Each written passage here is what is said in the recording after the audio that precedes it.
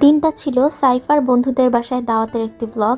তো আমরা গিয়ে সকালবেলা পরোটা, ডাল আর চিকেন দিয়ে নাস্তাটা করে নিলাম। এরপর মেইন আকর্ষণ ছিল দুপুরের খাবারটা। দুপুরের এই যে তেহারিটা দেখতে পাচ্ছেন, এটা কিন্তু ভাবি নিজের হাতে বানিয়েছে। খুবই অসাধারণ হয়েছিল এটার ফ্লেভার অ্যান্ড টেস্ট। যখনই মাখা সালাদটা নিয়ে বিফ তেহারিটা আমরা মুখে দিলাম, ওই যে প্লেটের কোনায় অবহেলায় পড়ে থাকা ডিমটা, সেটার দিকে কারো নজরই যায়নি। অ্যান্ড লাস্টে আর ডিমটা খাওয়াই হয়নি, এত বেশি পরিমাণে খেয়ে ফেলেছিলাম আলহামদুলিল্লাহ। তো খাওয়ার পর টানা 2 ঘন্টা রেস্ট নেওয়ার পর আমরা একটু ছাদে উঠলাম। তো ছাদে উঠে ওনাদের গাছগুলো দেখছিলাম।